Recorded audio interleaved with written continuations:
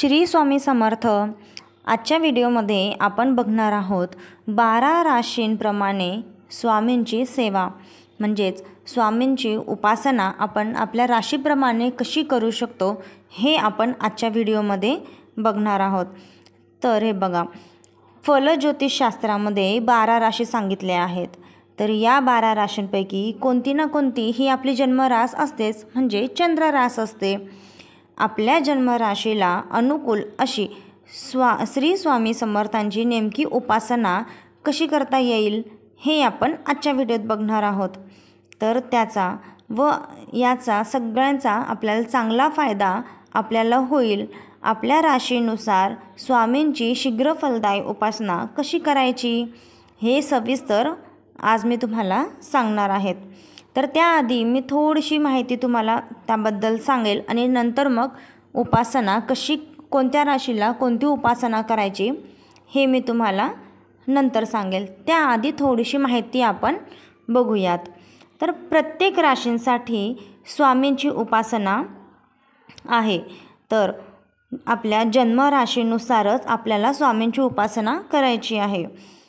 तर आपली रास व राशी स्वामी यांचा काही त्रास असल्यास स्वामींची भक्ती केल्याने, त्यांची उपासना केल्याने त्यातला त्रास, दोष हे सर्व निघून जातात। त्यासाठी मुद्दाम येथे अन्य स्वामी उपासनांबरोबर राशीनुसार सुद्धा उपासना सांगण्यात येते। तर आता आपल्याला आपल्या कुंडलीत चंद्र ज्या राशीत असेल ती आपली जन्मरास असं समजावं। आपली जन्मरास बघून स्वामींची उपासना करावी। राशी निराह स्वामी उपासना साधी, सोपी व सामान्य माणसाला सहज करता येईल अशी आहे। आपल्या राशीला सांगितलेले वस्त्र किंवा साधे दान हे वर्षातून एकदा तरी करावे। एकदा केले तरीही चालेल। तसेच दर राशी स्वामीच्या वारीनुसार करू नये, तशी आवश्यकता नाही। राशीनुसार स्वामींची उपासना नियमित करावी, खंड पडू देऊ नयेत। नियमितता असल्यास शीघ्र फल मिळते, म्हणजे आपण जर नित्य नियमाने स्वामींची सेवा केली तर लवकरात लवकर आपल्याला फल मिळतात। तसेच स्वामींना द्यायचे धातूचे दान हे यथाशक्ती करावे, म्हणजे जे काही दान वगैरे सांगितलेले असेल ते तुम्ही तुमच्या यथाशक्ती छोटं मोठं किंवा जसं जमेल तसं करू शकता। वर्षातून एकदाच करावे। आपली परिस्थिती असल्यास जसे असेल त्याप्रमाणे ते दान करावे, उगाच जास्त खर्च करू नये। तसेच स्वामींचे मंत्र, स्तोत्र आपल्या राशीप्रमाणेच वाचावे, उगाचच अधिक स्तोत्र मंत्र म्हणू नये। दुसऱ्या राशींचे तर अजिबात म्हणू नये। जे तुमच्या राशीला म्हणजे चंद्र राशीनुसार तुम्हाला जे स्तोत्र किंवा मंत्र सांगितले आहेत ते स्तोत्र आणि मंत्र याचे तुम्ही नित्य नियमाने पठण करावे। प्रत्येक राशीची उपासना ही त्या राशीच्या स्वामी ग्रहाला अनुलक्षून दिली आहे। तसेच स्वामी उपासनेत रास व ग्रह या दोन्हीची ही उपासना स्वामींच्या योगे एकत्रितपणे होऊ शकते। तसेच याप्रमाणे तुम्ही स्वामींची सेवा करू शकता। तर आपण सगळ्यात आधी बघूया मेषरास। तर मेषरास ही जी मेषरास आहे ती मेष राशीचा राशी स्वामी हा मंगळ आहे। राशी स्वामीचे दर्शन कधी घ्यावे, तर मंगळवारी जागृत स्वामीच्या मठात जाऊन स्वामींचे दर्शन घेऊ शकता। दिवसभरातून तुम्ही केव्हाही जाल, जसं तुमच्या कामातून कशातून वेळ भेटेल त्याच्यानुसार तुम्ही तुमच्या सवडीनुसार जाऊन दर्शन घेऊ शकता मठात। त्याचप्रमाणे तिथे मंत्र ओम स्वामी ओम, पुन्हा एकदा मंत्र सांगते ओम स्वामी ओम, हा मंत्र तुम्ही रोज 11 वेळा जप करू शकता। जर तुम्हाला जास्त वेळा करायला जमत असेल केलात तरीही चालेल।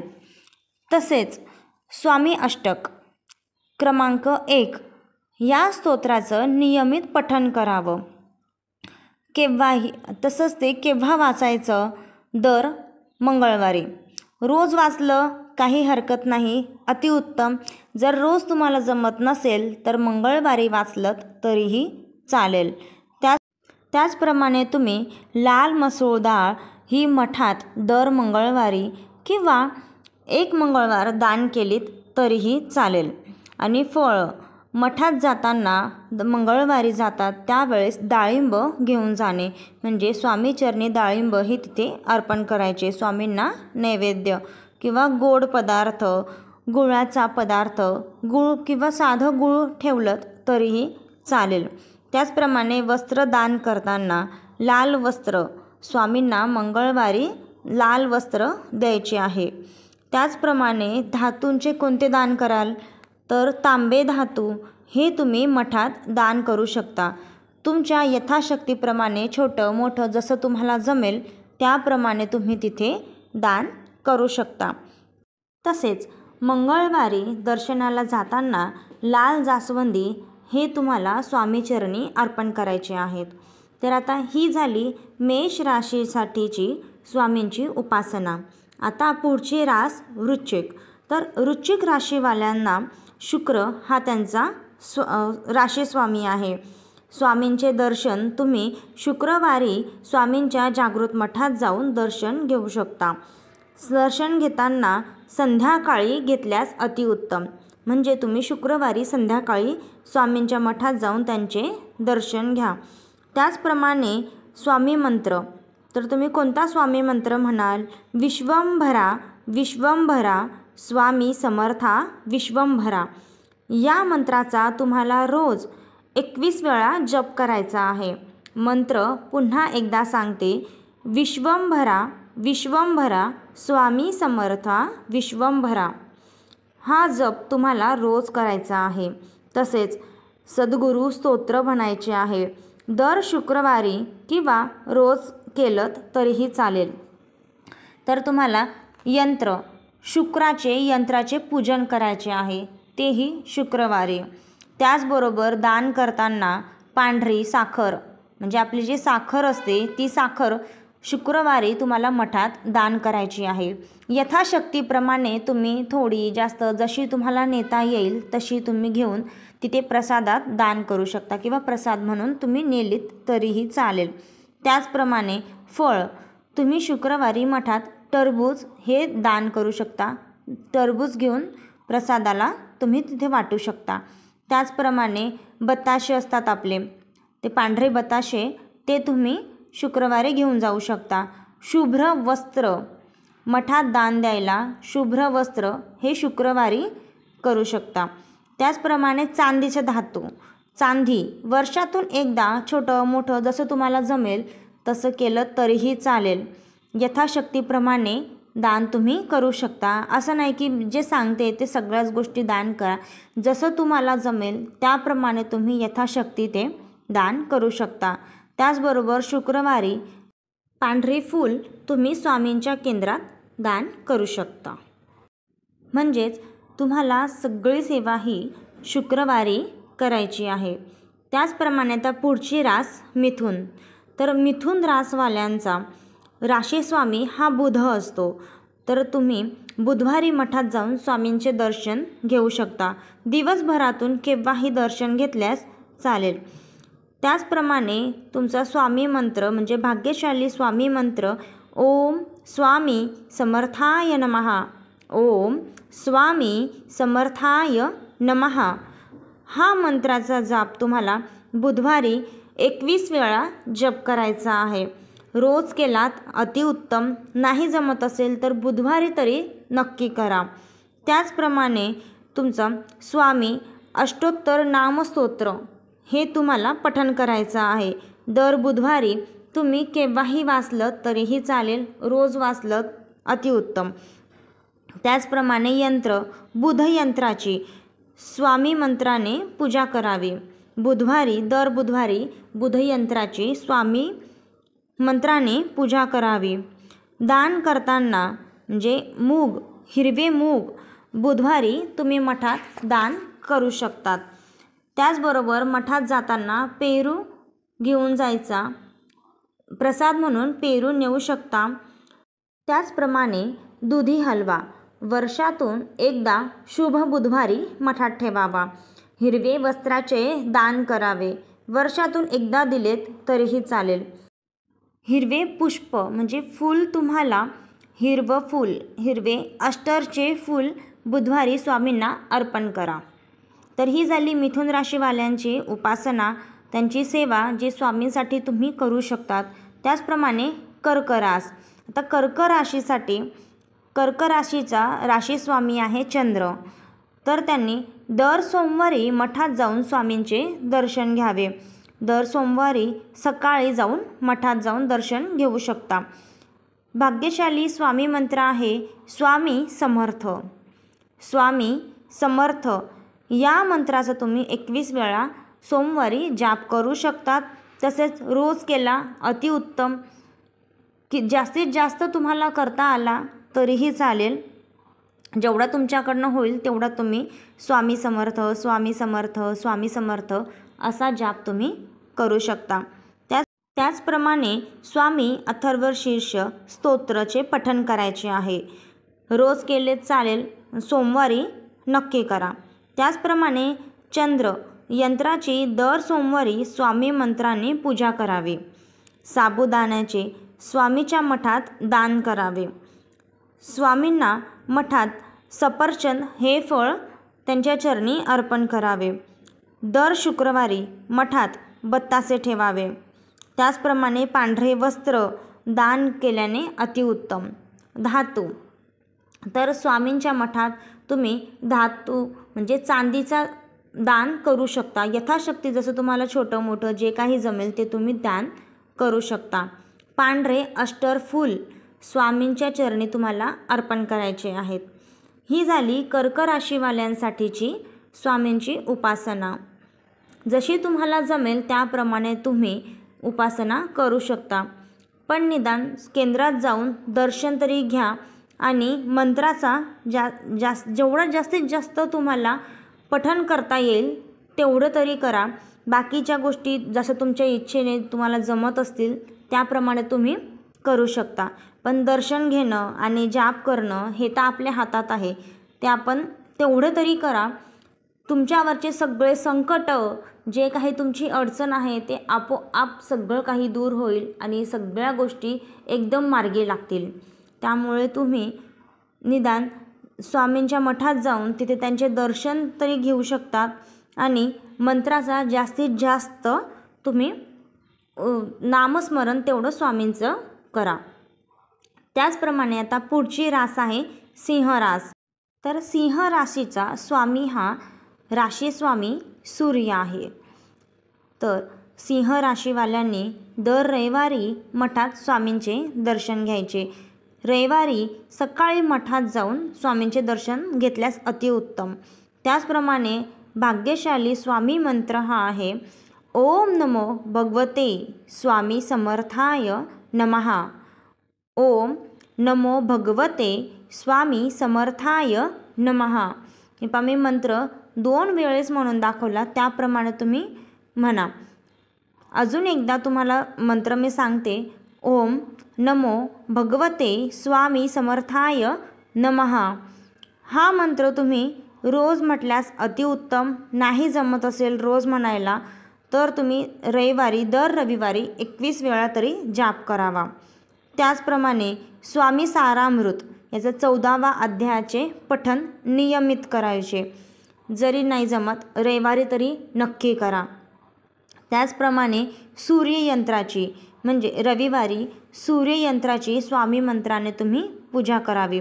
गव्हाचे दान मठात द्यावे. म्हणजे जसं तुम्हाला जमत असेल तसे गव्हाचे दान तुम्ही मठात करू शकता. डाळिंब हे फळ तुम्ही स्वामीचरणी अर्पण करू शकता. त्याचप्रमाणे गूळ घातलेली खीर स्वामींना फार आवडते. गूळ घातलेली खीर तुम्ही स्वामीचरणी अर्पण करू शकता. म्हणजे स्वामींना नैवेद्य गोडाचा पदार्थ हा तुम्ही तिथे नेऊ शकता. त्याचबरोबर लाल वस्त्र स्वामींना दान करायचे आहे. धातू तांबे धातू हा स्वामींना दान करायचा, म्हणजे मठात तुम्हाला तिथे दान करायचं आहे.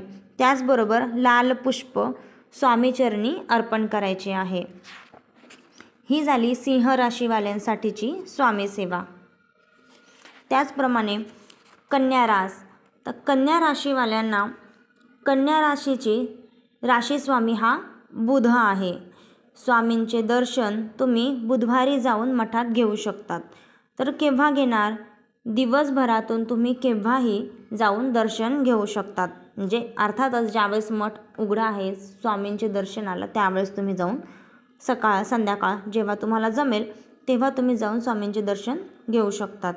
त्याचबरोबर स्वामी मंत्र ओम श्री स्वामी समर्थाय नमः. ओम श्री स्वामी समर्थाय नमः या मंत्राचा तुम्हाला बुधवारी 21 वेळा जाप करायचा आहे. रोज जमत असेल तर करा, खूप छान आहे. आणि त्याचबरोबर स्वामींचे माला मंत्राचे स्तोत्राचे पठण करायचे आहे. दर बुधवारी तुम्ही याचे पठण करू शकतात. तसेच दर बुधवारी बुधयंत्राची स्वामी मंत्राने पूजा करायची आहे. दर बुधवारी बुधयंत्राची स्वामी मंत्राने तुम्हाला पूजा करायची आहे. त्याचबरोबर राशीचे दान. तुम्ही हिरवे मूग स्वामींच्या मठात दान करू शकतात. तसाच हिरवा पेरू तुम्ही स्वामीचरणी अर्पण करू शकतात. दुधाची गोड खीर करून तुम्ही स्वामींना नेऊ शकतात. तसेच हिरवे वस्त्र हे तुम्ही मठात दान करावे. हिरवे अष्टरचे फूल स्वामींना बुधवारी अर्पण करावे. अशा प्रकारे कन्या राशीवाले आपले स्वामी सेवा उपासना करू शकतात. तर ही जी सेवा उपासना मी तुम्हाला सांगितली आहे ती तुम्ही आपल्या जे राशीचं म्हणजे आपल्या राशीनुसार जी चंद्र रास आहे म्हणजे आपले जे जन्मरास आहे त्याच्यानुसारच तुम्ही हे जे काही दान आहे राशीचे दान आहे किंवा जे काही दान सांगितले आहे ते तुम्ही आपल्या राशीनुसार करू शकता. त्याचबरोबर मंत्र स्तोत्र किंवा जे काही तुम्हाला पठण सांगितले आहे राशीनुसार ते तुम्ही आपल्या राशीनुसारच करायचे आहेत. आणि तसं म्हटलं तर केंद्रात दर्शन घ्यायचं. रोज गेलेत केंद्रात दर्शन घ्यायला तर अतिउत्तम. नसेल तुम्हाला रोज जायला जमत तर तुमच्या राशीनुसार तुमच्या वारानुसार तुम्ही दर्शनाला तरी नक्की जा. आणि मंत्राचा जाप तुम्ही दिवसभर केलात तर अतिउत्तम. जर तुम्हाला नसेल जमेत तर निदान 21 वेळा तरी तुम्ही आपल्या राशीनुसार मंत्राचा जाप हा नक्की करा. त्यामुळे तुमचे सगळे अडथळे जे काही तुमचे विघ्न असतील ते सगळे दूर पळून जातील किंवा जे काही तुमचे अडथळे जे काही अडचणी असतील त्या सगळ्या ऑटोमॅटिकली दूर होतील. सगळं काही व्यवस्थित होईल. त्यामुळे स्वामी सेवा ही करा, नक्की करा. जर तुम्हाला जास्त नाही जमत आहे दान वगैरे कराल तुमच्या यथाशक्ती तुम्ही कसंही करू शकता. छोटं मोठं वर्षातून एकदाच केलं तरीही चालेल. त्याचप्रमाणे फक्त तुम्ही दर्शन आणि मंत्रजाप हा तरी तुम्ही नियमित करा. तर हे आता मी आजपर्यंतचे हे 6 राशींची उपासना सांगितली आहेत आजच्या भागात. तर पुढच्या 6 राशींची उपासना मी उद्याच्या भागात सांगेल उद्याच्या व्हिडिओमध्ये. तर तोपर्यंत श्री स्वामी समर्थ. आणि तुम्हाला आजची माहिती ही आजची उपासना कशी वाटली नक्की मला कमेंट करून नक्की सांगा. आणि ही जास्तीत जास्त शेअर करा जेणेकरून सगळ्यांना या गोष्टीचा लाभ घेता येईल. सगळ्यांना आपल्या राशीनुसार उपासना समजेल. त्यामुळे तुम्ही ही उपासना किंवा हा व्हिडिओ जो आहे तो जास्तीत जास्त शेअर करा. आवडला असेल तर लाईक नक्की करा. मला कमेंट करून नक्की सांगा. आणि श्री स्वामी समर्थ लिहायला विसरू नका. त्याचबरोबर पुन्हा भेटूया पुढच्या व्हिडिओत पुढच्या 6 राशींसोबत. तोपर्यंत श्री स्वामी समर्थ.